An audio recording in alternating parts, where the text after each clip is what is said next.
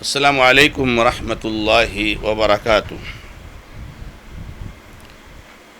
الحمد للہ رب العالمین،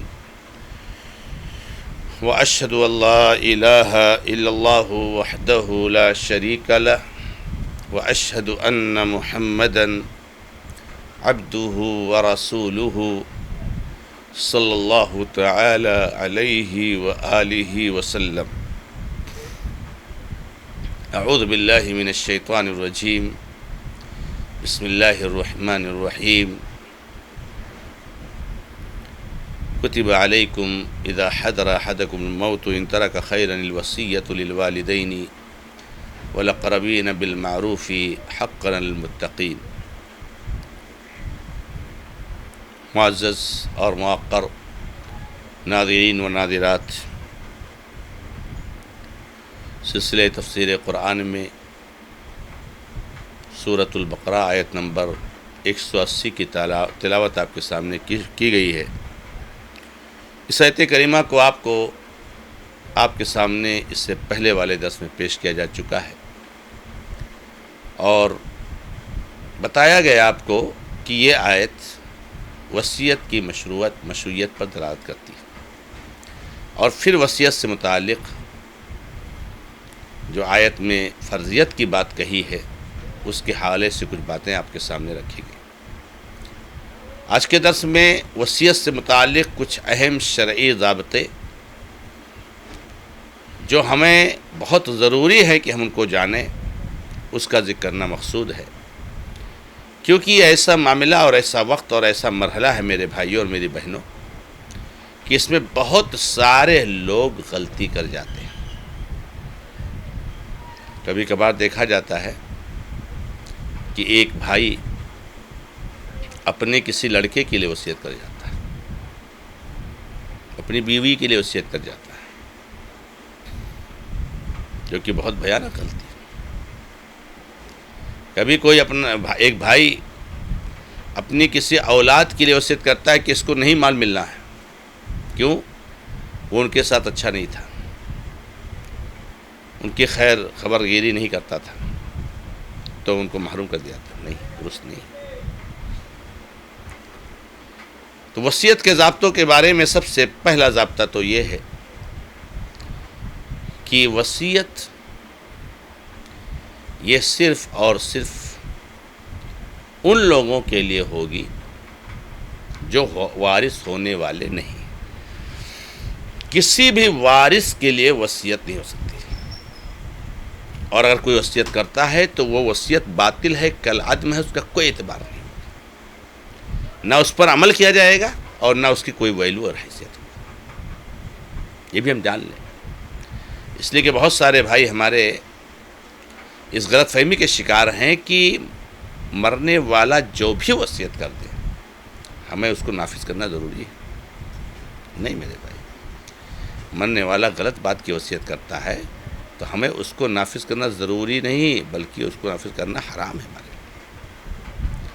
تو پہلا ضابطہ تو یہ ہے کہ وصیت کسی ایسے رشتہ دار کے لیے نہیں ہو سکتی ہے جو وارث ہونے والا ہے۔ پچھلے درس میں حدیث آپ کو سنائی گئی تھی نبی علیہ السلام کی، کہ آپ نے فرمایا بے شک اللہ تعالی نے ہر صاحب حق کو اس کا حق دے دیا ہے، اب کسی وارث کے لیے وصیت نہیں ہو سکتی۔ تو اللہ تعالیٰ نے بیوی کو جو حق ہے بیوی کو دے دیا ہے، ماں باپ کو جو حق ہے ان کو دے دیا ہے، اولاد کا جو حق ہے ان کو دے دیا ہے، سب کو اللہ نے ان کا حق دے دیا ہے۔ اب آپ کو کوئی زیادہ لگ رہا ہے، کوئی کم لگ رہا ہے، تو یہ آپ کی کمی ہے، آپ ان کے لیے وصیت نہیں کر سکتے، کسی بھی وارث کے لیے وصیت نہیں ہو سکتی۔ لہذا پتہ چلا کہ اپنی بیوی کے لیے وصیت کرنا خصوصیت کے ساتھ کہ جو حصہ ملے گا وہ تو ملے گا ہی، یہ بھی میری بیوی کا ہے، یا میری ماں کا ہے، میرے باپ کا ہے، یا میری فلاں اولاد کا ہے، یہ باطل ہے، جائز نہیں، جائز نہیں، نہ اس کو نافذ کیا جائے گا، نہ اس سے کوئی اعتبار ہوگا۔ اور اسی طرح سے کسی کو محروم کرنے کی بھی وصیت نہیں ہو سکتی، جیسے میں نے آپ کو بتایا اس سے پہلے درس میں کہ بہت سے لوگ یا بعض لوگ اپنی کسی اولاد پر اتنا غصہ ہو جاتے ہیں کہ اس کو اپنے جائیداد سے عاق کر دیتے ہیں اور وصیت کر دیتے ہیں کہ میرے مرنے کے بعد میری پراپرٹی کا ایک حصہ اور ایک ٹکڑا بھی اس کو نہیں ملے گا. نہیں کر سکتے. اللہ نے جس کو حق دیا ہے اس کو مل کر کے رہے گا. آپ کسی کو محروم نہیں کر سکتے. نہ آپ کسی کو دے سکتے ہیں، نہ آپ کسی کو محروم کر سکتے ہیں. اللہ تعالیٰ کو جس کو جو دینا تھا دیا ہے. دوسرا ضابطہ یہ ہے میرے بھائیوں کہ وصیت ان ورثہ کے لیے ہو سکتی ہے جو ورثہ اس حالت میں وارث نہیں ہو رہے ہیں. ورثہ تو ہیں لیکن آج جو میت کے اقربا ہے اس کے حساب سے وارث نہیں. جیسے بھائی بہن، اب میت و بھائی بہن وارث ہیں لیکن میت کی اولاد موجود ہے، بیٹا بیٹی، تو بھائی بہن وارث نہیں ہوں گے. لیکن اگر اولاد نہ ہو تو بھائی بہن وارث ہوں گے. تو ایسے ورثہ جو وارث نہیں بن رہے ہیں ان کے لیے وصیت ہو سکتی. اسی لیے نبی صلی اللہ علیہ وسلم نے فرمایا کسی وارث کے لیے وصیت نہیں ہو سکتی. وصیت کے بارے میں ایک ضابطہ یہ بھی ہے میرے بھائیوں کہ وصیت کسی بھی غلط کام کے لیے نہ، کسی حرام کام کے لیے نہ. اس میں اللہ رب العزت کی شریعت کے حدود سے تجاوز نہ کیا گیا. اور ایسا ہے تو اس کی کوئی ویلو نہیں، اس کی کوئی حیثیت نہیں. اس میں جو کچھ اصلاح ہو سکتی ہے تو وہ اصلاح کر کے اس کی وصیت میں نافذ کیا جائے گا. اسی طریقے سے وصیت کے ضابطوں میں سے ایک ضابطہ یہ بھی ہے میرے بھائیوں کہ وصیت 1/3 مال سے زیادہ نہیں ہو سکتا ہے. میت جو پراپرٹی چھوڑ رہا ہے اس پراپرٹی میں صرف 1/3 حصے میں وصیت کر سکتا ہے. مثال کے طور پر کسی آدمی کا جو انتقال ہو رہا ہے اس کے پاس 9 لاکھ روپے ہیں. وہ چاہتا ہے کچھ وصیت کر دو تو 9 لاکھ میں سے وہ صرف 3 لاکھ میں کر سکتا ہے، باقی اور میں نہیں. یہ صرف 1/3 ہے. وہ چاہے کہ کسی مسجد کے لیے وصیت کر دے 5 لاکھ مسجد میں دے دیں، نہیں دے سکتا ہے. 1/3 میں کر سکتا ہے اور اس سے بھی کم ہو تو بہتر ہے. سعد رضی اللہ تعالیٰ کا واقعہ مشہور ہے کہ نبی علیہ السلام سے اپنا پورا مال سطح کرنے کے لیے، وصیت کرنے کے لیے اجازت مانگی تو آپ نے کہا نہیں، وہ ثلث کثیر. ساتھ تم کو وصیت کرنی ہے تو ثلث کی کرو، ثلث بھی بہت زیادہ ہے. تو یہ وصیت کے بارے میں کچھ ضابطے ہیں جس کو سمجھنا ضروری ہے. اور اللہ تعالیٰ نے بعض کا تذکرہ قرآن کریم میں فرمایا ہے. اور جیسے کہ میں نے آپ کو اس سے پہلے بتایا میرے بھائیوں کہ یہ مرنے کا جو وقت ہوتا ہے یہ بہت خطرناک ہوتا ہے. اس آخری وقت میں کتنے لوگ ایسے ہیں جو کسی پر ظلم کر کے مرتے ہیں. ہونا تو یہ چاہیے کہ آخری وقت ہمارا عدل پر ختم ہو، آخری وقت اللہ کی اطاعت پر ختم ہو، آخری وقت اللہ کی شریعت کی پابندی پر ختم ہو.